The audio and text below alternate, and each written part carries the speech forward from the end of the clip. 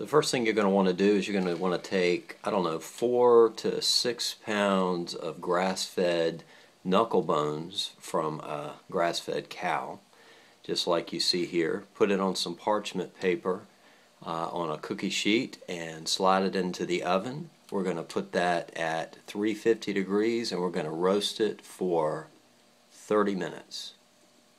And there's a little better close-up of what those bones look like after they've roasted for 30 minutes. Nice and brown. It'll be some great tasting stock.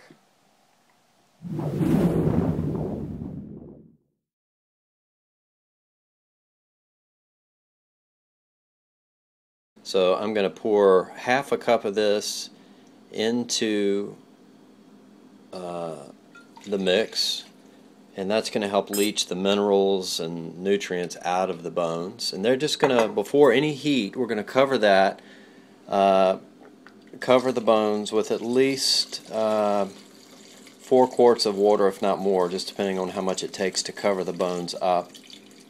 And again, we're going to let that just soak without heat for an hour and proceed from there. Here's what I've got. I've got actually 2 medium-sized onions that are organic. All my vegetables are organic. I've got 3 large carrots in here.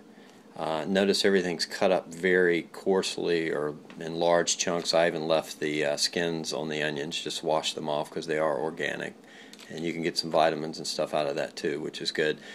I got 3 stalks of celery, and finally I actually cut up 1 fennel because I like that flavor. So you can put whatever you want, but typically it's 3 onions, 3 large carrots, and 3 stalks of celery goes into the basic stock.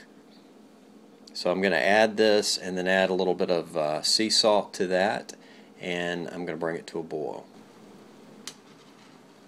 And once it comes to a full boil and we skim the scum, we'll turn it down to a simmer and we'll let it set uncovered for anywhere from 24 to 50 hours.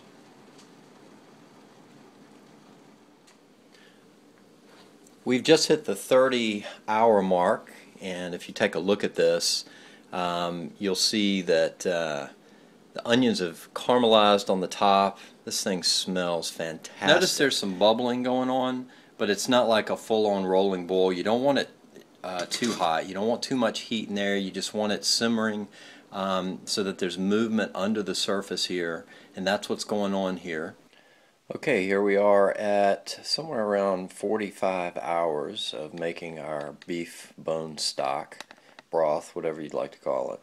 And as you can see, everything is pretty much just cooked down to nothing, which is what we want. There's a nice, you can see just a nice color and richness to that. And as you can see, I've got about a 16-cup stainless steel bowl, and I've got a kind of a wire mesh kind of thing to be able to separate all of the solids from the liquid for our broth or stock. My stock, and I'm going to drain it through my, you've got to be careful because it can get kind of messy. See if you can see some of that. And you just pour it through. It's that simple. And you'll just want to kind of strain all of that juice from there by using a spoon or something.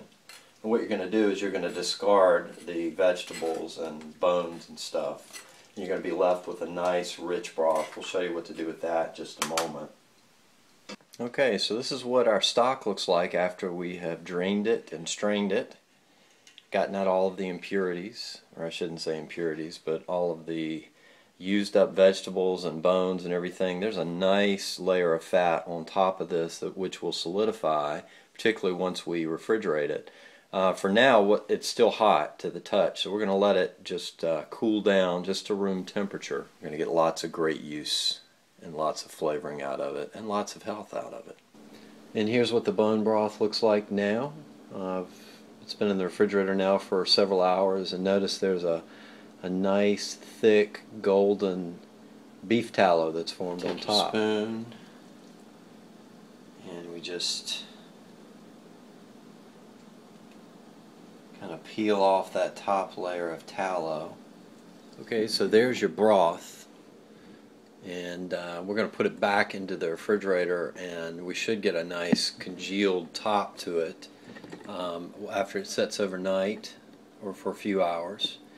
And of course there's your tallow that came off the top. That's going to be a nice, I don't know, 1.5 to 2 cups. So looks fantastic. Great for deep frying or seasoning food. And there's the tallow, nice and melted down. Look how creamy and rich that looks. It's fantastic.